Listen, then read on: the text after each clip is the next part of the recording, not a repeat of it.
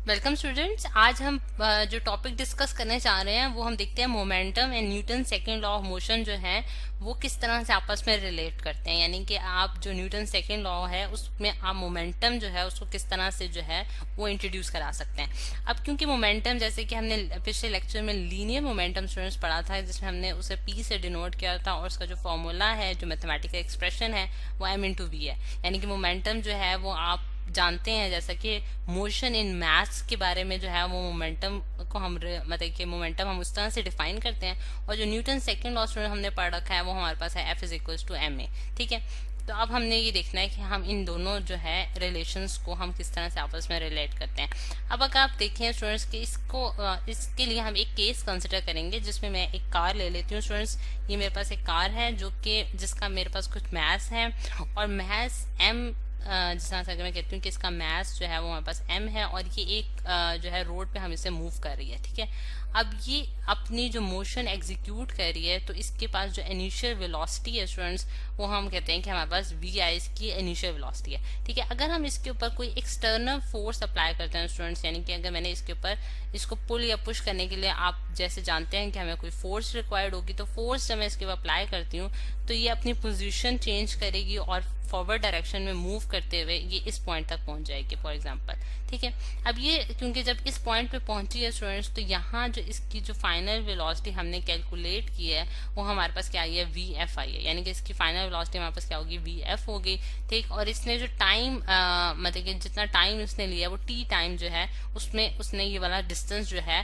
वो point a से b तक जो है वो उसने कवर किया। यानी कि अगर मैं कहती हूँ ये पॉइंट b है, ये पॉइंट a है, तो a से b तक का जो इसने डिस्टेंस ट्रेवल किया वो t टाइम में जो है वो कंप्लीट कर लिया। ठीक, अब अगर स्टूडेंट्स जैसे कि हम देखा है जैसे आपने कि जब अप्लाइड फोर्स की वजह से उसकी जो वेलोसिटी में चेंज आया है, यानी कि पहले यूनिफॉर्म वेलोसिटी के बजाय वो मतलब कि उसकी वेलोसिटी में चेंज आया है। vi पहले उसकी इनिशियल वेलोसिटी थी और फिर उसके बाद उसकी फाइनल वेलोसिटी vf है। तो वेलोसिटी में चेंज होने की वजह से इस कार में जो है कुछ ना कुछ एक्सेलरेशन प्रोड्यूस होगा, क्योंकि हम जानते हैं स्टूडेंट्स कि हमारे पास चेंज इन वेलोसिटी जो है वो क्या करता है, एक्सेलरेशन प्रोड्यूस करता है। और एक्सेलरेशन जो है अगर हम कैलकुलेट करें इस केस में तो हमारे पास क्या आएगा, a=vf - vi whole divided by t। यानी कि एक्सेलरेशन जो इस कार में प्रोड्यूस हुई है वो क्या होगा, final velocity minus initial velocity divided by t। यानी कि हमारे पास एक्सेलरेशन क्या होती है, change in velocity divided by time, change in velocity divided by time. तो ये स्टूडेंट्स हमारे पास एक्सेलरेशन आ गई। और अगर न्यूटन सेकंड लॉ की बात करें जिस तरह से मैंने ऊपर भी लिखा है F=ma है, और अगर इस एक्सप्रेशन को यूज करके मैं एक्सेलरेशन की वैल्यू निकालूं तो a=f डिवाइडेड बाय m आ जाएगा स्टूडेंट्स। ठीक, अब ये वाला एक्सप्रेशन और ये इसको इक्वेशन 1 का नाम दे दिया, इसको इक्वेशन 2 का नाम दे दिया स्टूडेंट्स। अब इक्वेशन ऑफ 1 और 2 को अगर हम कंपेयर करें और हम इन दो इक्वेशंस को क्यों कंपेयर कर सकते हैं, क्योंकि ये भी एक्सेलरेशन की बात कर रहा है और ये भी एक्सेलरेशन की बात कर रहा है। और ये एक्सेलरेशन कौन सी एक्सेलरेशन है जो कि हमें ये बताती है कि अगर मैं फोर्स F जो है वो इस कार पे अप्लाई करूं तो वो हमारे पास क्या होगा कि उसका वो डायरेक्ट रिलेटेड होगी इसके मैथ से कि आपके पास कितनी मैथ की कार है और उसमें कितनी एक्सेलरेशन जो है वो प्रोड्यूस हो रही है। तो ये फोर्स जो है ये इस तरह से हमने न्यूटन सेकंड लॉ से उसका रिलेशन निकाला। और अगर हम a दोनों साइडों पे एक्सेलरेशन की वैल्यू को वेट कर दें तो स्टूडेंट्स हमारे पास जो एक्सप्रेशन बनती है वो ये बनती है कि vf minus vi whole divide by t is equals to f divided by m। ठीक है, ये हमारे पास स्टूडेंट्स हमारे पास एक्सप्रेशन आया है। अब इस एक्सप्रेशन को अगर मैं क्रॉस मल्टीप्लाई करूं, यानी कि ये इक्वेशंस को दोनों को क्रॉस मल्टीप्लाई करूं तो मेरे पास जो रिजल्ट आता है वो क्या आता है, f into t is equals to, यानी कि ये उधर जाके क्रॉस मल्टीप्लाई हो गया और ये हमारे पास इधर आ जाएगा m into vf minus vi। ठीक है, और अगर इस एक्सप्रेशन को मैं इस ब्रैकेट को जो है वो मैं सॉल्व करती हूँ तो मेरे पास क्या आता है, mvf माइनस mvi। ठीक है, अब स्टूडेंट्स ये जो हमने रिलेशन निकाली है, यानी कि ये सिंपल जो हमारे पास एक रिलेशन है, इसको थोड़ा सा मैं एक्सप्लेन करती हूँ स्टूडेंट्स कि ये टर्म जो है हमारे पास, जैसे कि आप देख रहे हैं कि mvf की जो टर्म है स्टूडेंट्स ये हमारे पास क्या एक्सप्लेन कर रही है, ये हमारे पास एक्सप्लेन कर रही है फाइनल मोमेंटम को। ठीक है, फाइनल मोमेंटम, क्योंकि हमने ये पढ़ा है कि मोमेंटम जो है वो क्या होता है, मास और वेलोसिटी का प्रोडक्ट। अब क्योंकि ये फाइनल वेलोसिटी की बात करिए इस वजह से मैंने फाइनल मोमेंटम का नाम दिया है इसको। और ये जो है स्टूडेंट्स हमारे पास क्या होगा,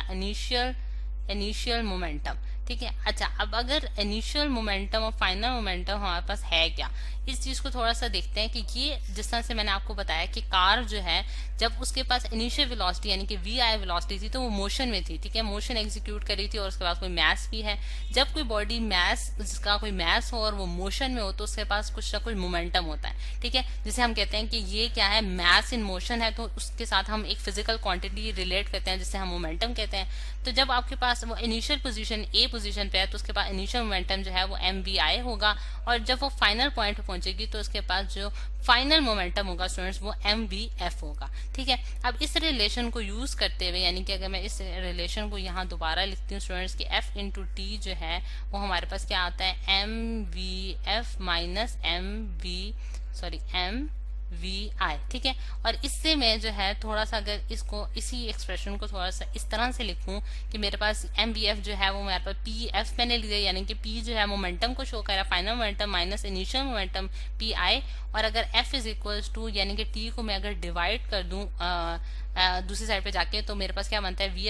PF minus PI whole divide by T, ठीक है। तो ये हमारे पास क्या बता रहा है स्टूडेंट्स की, ये हमारे पास बता रहा है change in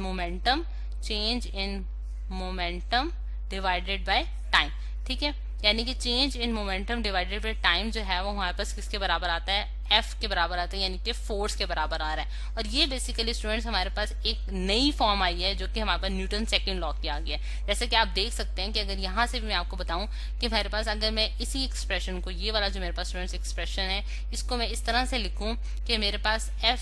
is equal to MVF minus MVI whole divided by T लिख दूं तो मेरे पास ये क्या है, MVF divided by minus MVI जो है, यानी कि M अगर मैं इसमें से कॉमन ले लूं तो VF minus VI divided by T जो है वहां पर एक्सेलरेशन बन जाएगा, यानी कि अगेन मेरे पास जो है वो क्या आ गया, यानी कि V change in velocity divided by time. तो ये हमारे पास change in velocity divided by time हमारे पास क्या है स्टूडेंट्स, हमारे पास एक्सेलरेशन है। तो एक्सेलरेशन जो है स्टूडेंट्स वो क्या है, यानी कि एक्सेलरेशन जो है वो हमारे पास यानी कि F, यहाँ पे अगर मैं इसकी थोड़ी सी करेक्शन कर देती हूँ, ये मेरे पास जो है वो डेल्टा की टर्म आ गई है, ठीक है, यानी कि मैं यहाँ जो है एक्सप्रेशन में यहाँ डेल्टा यानी कि change in velocity divided by time, तो मेरे पास F इंटू ए यानी कि delta V divided by T जो है हमारे पास जो है वो A के बराबर है, एक्सेलरेशन के बराबर है। तो अगेन मेरे पास F is equal to M आ गया। तो ये F is equal to MA को हम जो है जो नई इसकी फॉर्म हमने दी है वो स्टूडेंट्स हमारे पास क्या आई है, change in momentum divided by time, यानी कि आप ये कह सकते हैं कि हमारे पास जो टाइम के लिहाज से मोमेंटम में जो चेंज आ रहा है वो हमारे पास अप्लाइड फोर्स के बराबर होगा। जो फोर्स आप उस पर अप्लाई कर रहे हैं उसकी वजह से क्या होगा कि आपकी जो कार है उसमें एक थ्रस्ट प्रोड्यूस होगा, एक मतलब कि उसकी स्पीड में या फिर उसकी वेलोसिटी में जो एक चेंज आएगा जिसे हम मोमेंटम कह रहे हैं मैथ्स के लिहाज से, तो वो जो है वो इंक्रीज हो जाएगा। अब अगर इसी की एक एग्जांपल्स देखते हैं हम स्टूडेंट्स के, हमारे पास जो है कि अगर मेरे पास एक रॉकेट है, जिस तरह से अगर मैं एक रॉकेट बनाती हूँ स्टूडेंट्स, ये हमारे पास एक रॉकेट है जो कि जिसके आप देखते हैं कि नीचे जो है एक इंजन लगा होता है जिसकी वजह से उसमें जो फ्यूल होता है वो बर्न होके नीचे की तरफ जो है वो उसका जो है वो नीचे की तरफ गिरता है, और एज अ रिजल्ट जो है रिएक्शन जो होता है उसकी वजह से जो रॉकेट है वो अपवर्ड मोशन में जो है वो फ्लाई करता है, ठीक है। अब ये जो इसकी जो मतलब कि इसकी जब आप इसमें से फ्यूल जो है यानी कि जब रॉकेट में से फ्यूल जो है वो निकल जाता है तो ओवरऑल जो रॉकेट का मैस होता है उसमें क्या आ जाता है, एक डिक्रीज आता है। जब मैस में डिक्रीज आता है तो उसकी वजह से रॉकेट में एक जो है वो एक थ्रस्ट प्रोड्यूस होता है जिसकी वजह से उसकी जो मोशन है, क्योंकि मैस इन मोशन की जो हम बात कर रहे हैं स्टूडेंट्स, जो थ्रस्ट उसकी इंक्रीज होता है जिसकी वजह से उसका मोमेंटम इंक्रीज होता है और वो बहुत तेजी के साथ जो है वो अपनी जो है मोशन जो है वो एग्जीक्यूट करता है। तो ये है स्टूडेंट्स हमारे पास रिलेशन जो कि हमने देखा है कि हम किस तरह से जो हमारे पास फॉर्मूला है यानी कि F is equal to M है, यानी कि न्यूटन सेकंड लॉ को हम F is equal to MA लिखते हैं, लेकिन अब हम उसको ये भी लिख सकते हैं कि F जो है हमारे पास फोर्स जो है वो अप्लाइड फोर्स पर dp डिवाइडेड बाय t के भी बराबर आ जाती है। d और dp डिवाइडेड बाय dt जो है वो चेंज को शो कर रहा है, यानी कि आप इसको डेरिवेटिव भी कह सकते हैं, आप इसको जो है चेंज भी कह सकते हैं, यानी कि change in momentum divided by time के भी बराबर होती है, ठीक है। और ये हमारे पास एक इंटरप्रिटेशन है जो कि मोमेंटम को रिलेट करती है with the Newton second law.